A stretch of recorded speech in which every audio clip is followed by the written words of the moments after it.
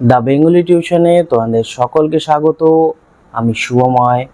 আজ তোমাদের একাদশ শ্রেণীর নতুন যে সিলেবাস রয়েছে সেই নতুন সিলেবাসের প্রথম কবিতা ঈশ্বরচন্দ্র বিদ্যাসাগর, মাইকেল মধুসূদন দত্তের লেখা এই ঈশ্বরচন্দ্র বিদ্যাসাগর কবিতার বিষয়বস্তু পুঙ্খানুপুঙ্খ আলোচনা করে তারপর আমরা কিছু এমসিকিউ প্রশ্ন উত্তর নিয়ে আলোচনা করব। এই আলোচনাটিকে আমরা চারটি ভাগে ভাগ করতে পারি। প্রথম ভাগে আমরা রাখব কবির জীবনী, মানে মাইকেল মধুসূদন দত্ত সম্পর্কে কিছু কথা। দ্বিতীয় ভাগটিতে আমরা রাখব বিদ্যাসাগর এবং মাইকেল মধুসূদন দত্তের মধ্যে সম্পর্ক কেমন ছিল সেটি আমরা তুলে ধরব। তৃতীয় ভাগটির মধ্যে থাকবে একটি সংক্ষিপ্ত বিষয়বস্তু এবং চতুর্থ যে ভাগ সেটির মধ্যে থাকবে পুঙ্খানুপুঙ্খ লাইন ধরে আলোচনা এবং সবশেষে তোমাদের উপরি পাওনা একটি থাকবে, সেটি হলো এমসিকিউ প্রশ্ন উত্তর। চলো তাহলে শুরু করা যাক। প্রথম ভাগটি নিয়ে আমরা আলোচনা করি। 1824 সালের 25 জানুয়ারি বাংলাদেশের যশোহর জেলার কপোতাক্ষ নদের ধারে সাগরদাড়ি যে গ্রামটি রয়েছে সেই গ্রামের পাশে একটি ছোট্ট জায়গায় মধুসূদন দত্ত জন্মগ্রহণ করেছিলেন। পিতা ছিলেন রাজনারায়ণ দত্ত এবং মাতা ছিলেন জাহ্নবী দেবী। নিষ্ঠাবান কায়স্থ পরিবারের সন্তান ছিল তিনি, কিন্তু এই নিষ্ঠাবান কায়স্থ পরিবারে মধুসূদনকে আবদ্ধ করে রাখতে পারেনি। শৈশবে জাহ্নবী দেবীর কাছেই তিনি প্রথম পাঠ শুরু করেছিলেন এবং গ্রামের পাঠশালাতেই তিনি প্রথমে ভর্তি হয়েছিলেন। সেখান থেকে তিনি হিন্দু কলেজে ভর্তি হয়েছিলেন এবং এই হিন্দু কলেজে পড়াশোনা চলাকালীন তিনি স্ত্রী শিক্ষা নিয়ে একটি প্রবন্ধ লিখেছিলেন এবং বলা চলে তিনি এই প্রবন্ধ লিখে সকলকে তাক লাগিয়ে দিয়েছিলেন। হিন্দু কলেজে পড়াশোনার সময় তিনি ইয়ং বেঙ্গল গোষ্ঠীর প্রধান ডিরোজিওর সাথে তিনি সাক্ষাৎ করেছিলেন এবং বলা চলে তারপর তার মতাদর্শ কিছুটা বদলে গিয়েছিল। সহপাঠী হিসাবে তিনি পেয়েছিলেন ভূদেব মুখোপাধ্যায় এবং রাজনারায়ণ বসুকে। তিনি ব্রিটিশ কবি হোমার ও মিল্টনের মতো মহাকবি হতে চেয়েছিলেন। এই স্বপ্নকে বাস্তবায়িত করার জন্য তিনি 1843 খ্রিস্টাব্দে মাত্র 19 বছর বয়সে খ্রিস্ট ধর্ম গ্রহণ করেছিলেন। এরপর থেকে তার নাম হয়েছিল মাইকেল, অর্থাৎ মাইকেল মধুসূদন দত্ত। তার পিতা মাইকেলের মানে মধুসূদন দত্তের এই সিদ্ধান্তকে মেনে নিতে পারেনি, তাই তিনি তাকে তেজ্যপুত্র করেছিলেন এবং তাকে সমস্ত রকম অর্থ সাহায্য তিনি বন্ধ করে দিয়েছিলেন।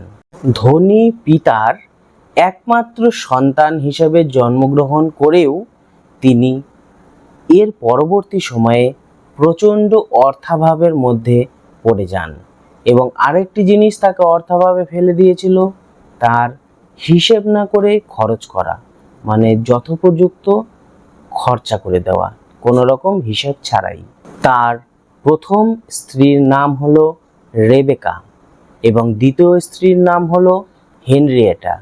এই হেনরিয়েটাই ছিল মধুসূদন দত্তের সাহিত্য লেখার অনুপ্রেরণা। মাদ্রাজে থাকাকালীন মধুসূদন দত্ত দুটি কাব্য লিখেছিলেন, দ্য ক্যাপটিভ লেডি এবং the vision of the past.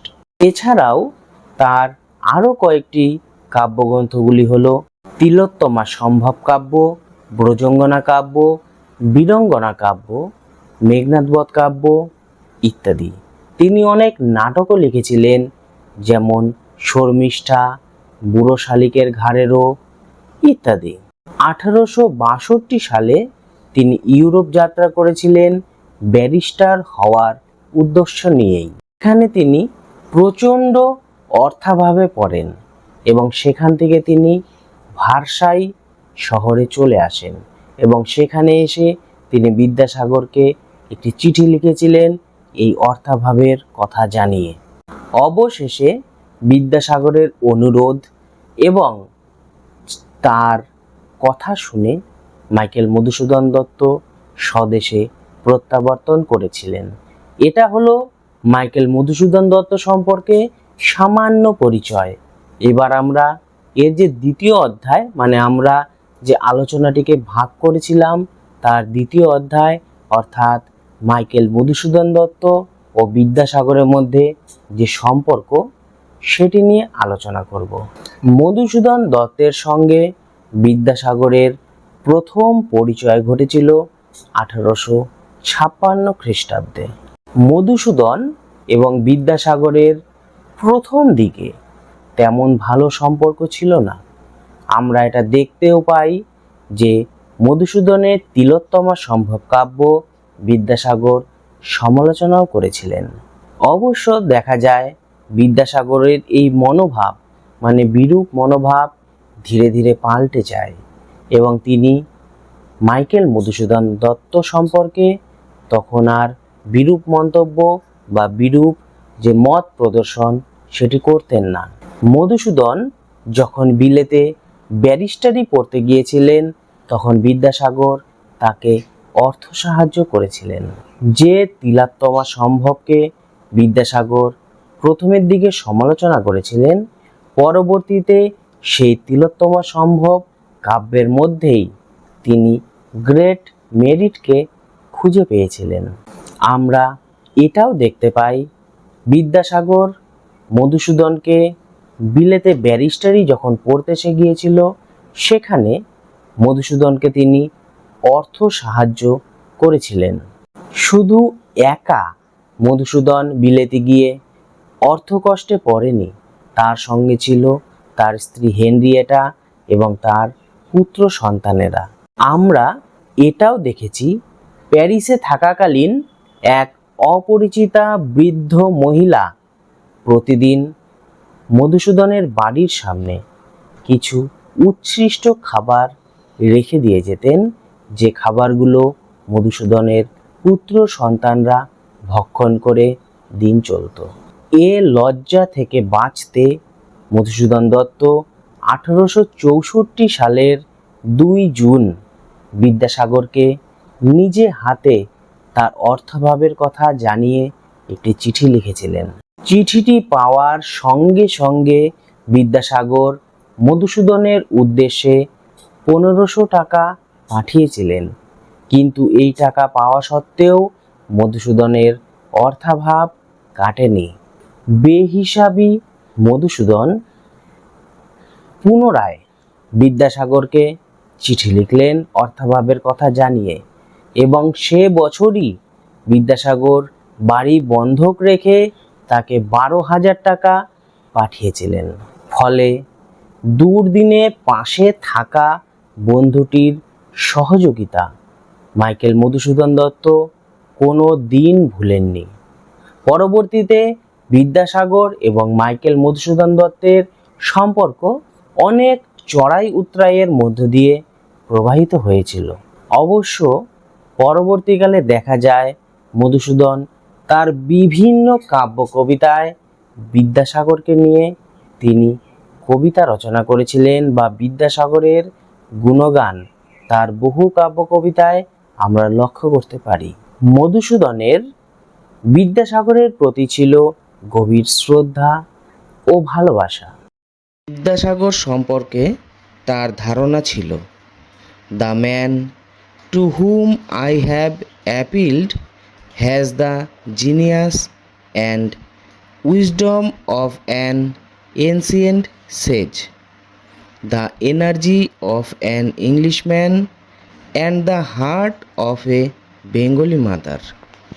আমাদের আলোচ্য এই ঈশ্বরচন্দ্র বিদ্যাসাগর কবিতাটিতেও আমরা মধুসূদন দত্তের বিদ্যাসাগরের প্রতি শ্রদ্ধা ও ভালোবাসা লক্ষ্য করতে পারি। বিদ্যাসাগরকে কেন্দ্র করে বা বিদ্যাসাগরকে লক্ষ্য রেখে মধুসূদন 3টি সনেট রচনা করেছিল।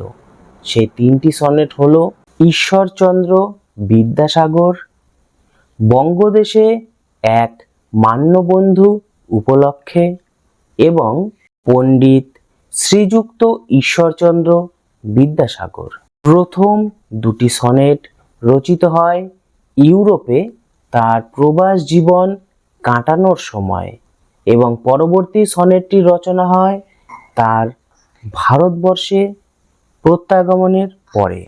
বলা চলে বিদ্যাসাগরের যখন গুরুতর অসুস্থ হয়েছিল সেই সময় তিনি 3য় সনেটটি লিখেছিলেন। এবার আমরা এর পরবর্তী পর্বটি নিয়ে আলোচনা করব, অর্থাৎ সংক্ষিপ্ত বিষয়বস্তু এটি নিয়ে এবার আলোচনা করব। ঈশ্বরচন্দ্র বিদ্যাসাগরকে কেন্দ্র করে বা তাকে সম্বোধন করে এই সনেটটি রচনা করা হয়েছিল। সারা বিশ্বে ও ভারতে ঈশ্বরচন্দ্র বিদ্যাসাগর এই নামটি সুপরিচিত, অর্থাৎ সবাই এই নামটির সাথে পরিচিত। তাকে বলা চলে করুণার সিন্ধু বা বলতে পারি দীনের বন্ধু। হিমালয়ের গায়ে সূর্যকিরণ পড়লে তার দীপ্তি যেমন চারিদিকে ছড়িয়ে পড়ে, তেমনি বিদ্যাসাগরের খ্যাতি ছিল অসাধারণ। যে মানুষটি বা যে দীন দুঃখী মানুষটি বিপদে পড়েছেন, সঙ্গে সঙ্গে বিদ্যাসাগর তাদের সাহায্য করতে কুণ্ঠিত হতেন না বা পিছপা হতেন না। অর্থাৎ বলা চলে সে দীন দুঃখী মানুষটি তখনই জানতে পারতেন বিদ্যাসাগর আসলে কি, বা সহজ করে বলা যায় তারা তখন প্রকৃত দীনবন্ধুকে চোখের সামনে দেখতে পেতেন। কেউ ভাগ্য বলে সেই মহান ব্যক্তিত্বের চরণতলে আশ্রয় পেলে সেই একমাত্র অনুধাবন করতে পারত যে মানুষটি কতটা গুণান্বিত, তার আশ্রয়ে বা সেবায় কতটা শান্তি লুকিয়ে আছে একমাত্র সেই বুঝতে পারত। পর্বত যেমন তার গা থেকে উৎপন্ন হওয়া নদীর জলকে দিয়ে সাধারণ মানুষকে দিনের পর দিন সেবা বিলিয়ে চলছে, তেমনি বিদ্যাসাগর দুঃখী মানুষদের নিরন্তর সেবা করে চলেছেন। পর্বতে দাঁড়িয়ে থাকা যে বড় বড় বৃক্ষগুলি, সেগুলি যেমন মানুষকে ফুল ও ফল দান করে, যার ফলে মানুষ খেতে পায়, মানে ফল খেয়ে তাদের ক্ষুধা নিবৃত্ত হয়, তেমনি বিদ্যাসাগরও না খেতে পাওয়া মানুষদের তিনি অন্ন দান করতেন বা তাদের খেতে দিতেন। তেমনি আবার দেখা যায় সেই বড় বড় বৃক্ষগুলি যেমন ফুলের গন্ধে চারিদিকে মাতিয়ে রাখে, তেমনি বিদ্যাসাগরও তার ত্যাগ, ক্ষমা ইত্যাদি দিয়ে আমাদের সমাজকে মাতিয়ে রেখেছিলেন। হিমালয়ের সেই বড় বড় তরুগুলি বা বৃক্ষগুলি যেমন দিনের বেলা শান্ত স্নিগ্ধ ছায়া দান করে, সেই গাছগুলি রাতে যেমন দিয়ে চলে নিদ্রা, মানে একটি শান্ত নিদ্রা। আসলে সেই বড় বড় বৃক্ষের মতো বিদ্যাসাগরের মধ্যেও সেই গুণ মাইকেল মধুসূদন দত্ত লক্ষ্য করেছেন। তাই তিনি বিদ্যাসাগরকে নিয়ে এই ঈশ্বরচন্দ্র বিদ্যাসাগর সনেটটি রচনা করেছেন। এটি হলো খুবই সংক্ষেপে বিষয়বস্তু আলোচনা, তবে এখানেই শেষ নয়। এবার আমরা এই কবিতার প্রতিটি লাইন ধরে পুঙ্খানুপুঙ্খ আলোচনা করব। কয়েকটি করে লাইন আমি তোমাদের সামনে তুলে ধরব এবং সেগুলিকে আমি ব্যাখ্যা করব। তো চলো তাহলে প্রথম কয়েকটি লাইন দেখে নেওয়া যাক। বিদ্যার সাগর তুমি বিখ্যাত ভারতে। মাইকেল মধুসূদন দত্ত বিদ্যাসাগরের অসাধারণ মেধা, তার বিচিত্র জীবন কথা এবং তীক্ষ্ণ বুদ্ধি ও বিচার ক্ষমতাকে দেখেই তাকে বিদ্যাসাগর বা দয়ার সাগর হিসাবে ভূষিত করেছিলেন। এছাড়াও বলা যেতে পারে তার পাণ্ডিত্যর জন্যই তাকে সারা পৃথিবী তথা বাংলা তথা ভারতবাসীর সকলেই তাকে ঈশ্বরচন্দ্র নাম দিয়েছেন। ঈশ্বরচন্দ্র তো তার পিতৃপ্রদত্ত নাম, আসলে সবাই তাকে বিদ্যাসাগর নামেই চেনে। ঊনবিংশ শতাব্দীর দ্বিতীয়ার্ধকে আমরা বিদ্যাসাগরের কাল রূপে গণ্য করতে পারি। এবার আমরা আসব দ্বিতীয় কিছু পরিচ্ছেদের অংশ নিয়ে। তো চলো তাহলে দেখে নেওয়া যাক। করুণার সিন্ধু তুমি, সেই জানে মনে, দিন যে দিনের বন্ধু। করুণার সিন্ধু বলতে আমরা বুঝে থাকি করুণার সমুদ্র। যদিও আমরা বাস্তবে করুণার সমুদ্র নামে কোনো জিনিসকে দেখতে পাই না বা করুণার সমুদ্রের অস্তিত্ব আমরা দেখতে পাই না। আসলে করুণা, দয়া, মায়া এগুলি আমরা মানুষের হৃদয়ের মধ্যেই লক্ষ্য করতে পারি। আসলে বিদ্যাসাগরের হৃদয় ছিল মায়া এবং মমতায় পরিপূর্ণ। তাকে মাইকেল মধুসূদন দত্ত করুণার সিন্ধু রূপেই দেখেছেন বা উল্লেখ করেছেন। আমরা জানি দীন শব্দের অর্থ হলো দরিদ্র, আর বিদ্যাসাগর যেহেতু দুঃখী দরিদ্র মানুষদের বেশি সেবা করতেন, তাই মাইকেল মধুসূদন দত্ত তাকে দিনের বন্ধু হিসাবেই উল্লেখ করেছেন। আসলে মাইকেল মধুসূদন দত্ত বলতে চেয়েছেন তিনি দয়া ও করুণার সাগর, এ কথা শুধু দীন লোকেরাই বুঝতে পারে বা জানতে পারে। তার এইসব গুণ লক্ষ্য করেই মাইকেল মধুসূদন দত্ত তাকে দিনের বন্ধু বলেছিলেন।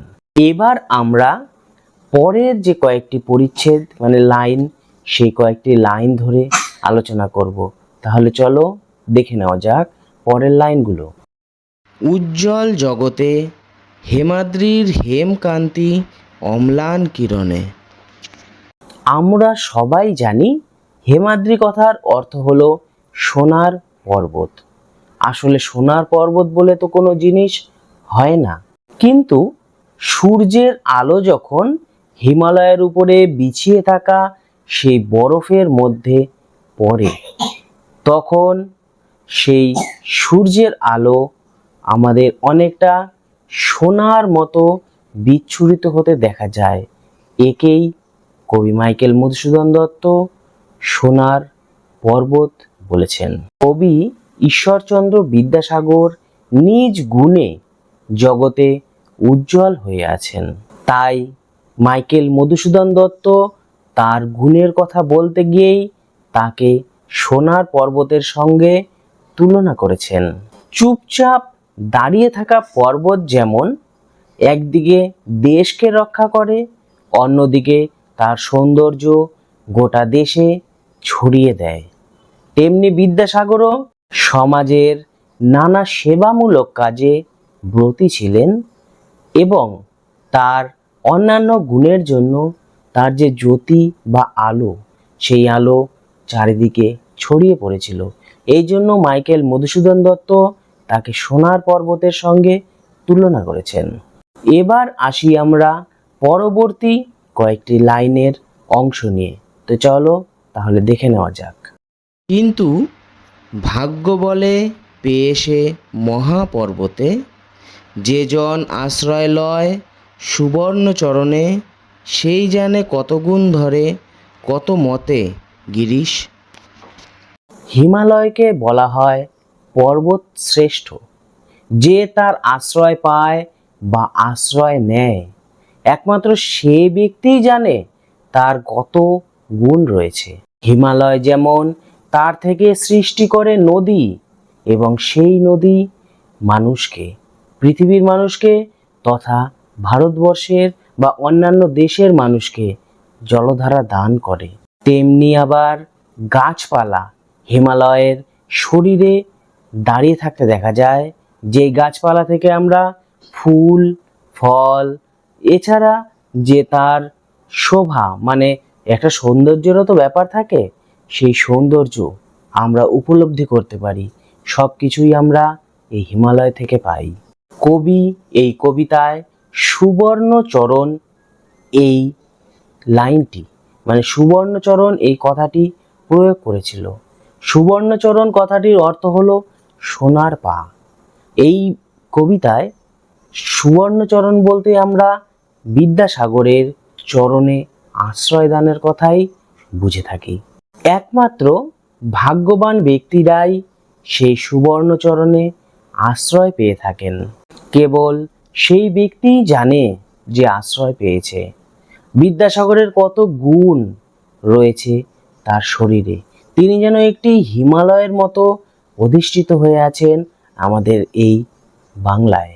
তাই ছোট করে আমরা বলতে পারি, যে সকল ব্যক্তি বিদ্যাসাগরের আশ্রয় পেয়েছেন তারাই জানেন বিদ্যাসাগর কত বড় জ্ঞানী এবং কত দয়াবান, এবং তিনি যে হিমালয়ের মতো আমাদের পুষ্প, ফল, ছায়া ইত্যাদি বিভিন্ন বিতরণ করে চলছেন, তা আমরা তাদের হাত ধরেই বা তাদের ভাবনা দিয়েই বুঝে থাকি। পরবর্তী লাইনের অংশ চলো দেখে নেই। কি সেবা তার সে সুখ সদনে।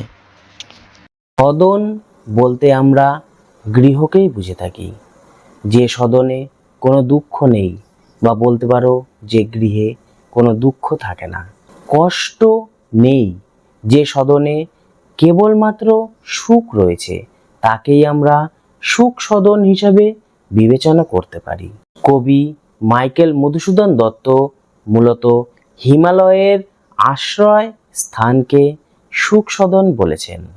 হিমালয়ের আশ্রয়ে যেমন মানুষ সুখ খুঁজে পায়, তেমনি বিদ্যাসাগরের আশ্রয়ে যে সকল মানুষ রয়েছে বা বিদ্যাসাগর যাদের আশ্রয় দিয়েছেন, তারা নিজের জীবনে সুখী বা তারা নিজেকে সুখী হিসাবে প্রতিপন্ন করতে পারে।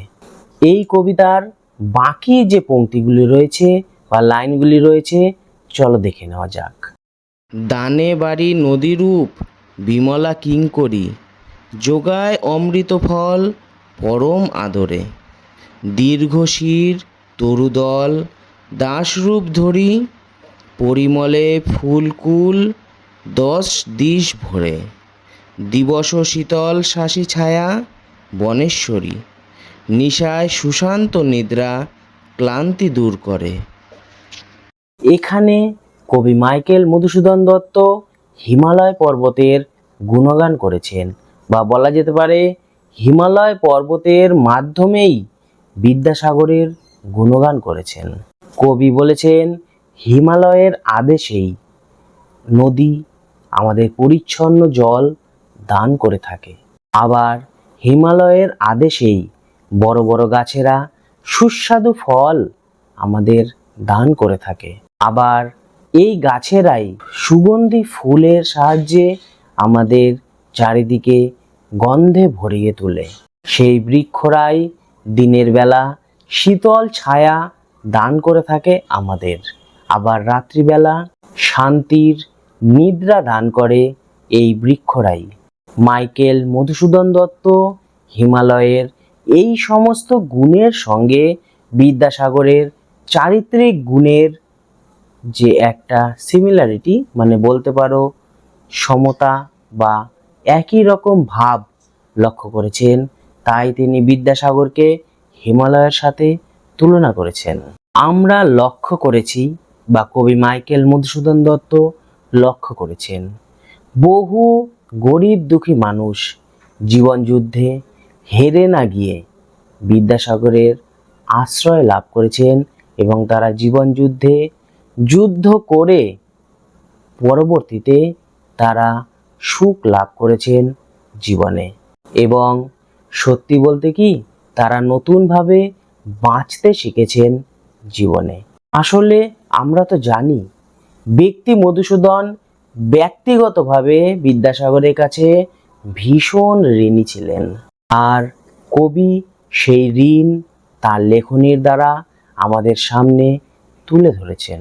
এটা হলো ঈশ্বরচন্দ্র বিদ্যাসাগর এই যে কবিতাটি, যেটিকে আমরা সনেটও বলতে পারি, তার পুঙ্খানুপুঙ্খ বিশ্লেষণ এবার আমি তোমাদের কয়েকটি এমসিকিউ প্রশ্নোত্তর নিয়ে আলোচনা করব।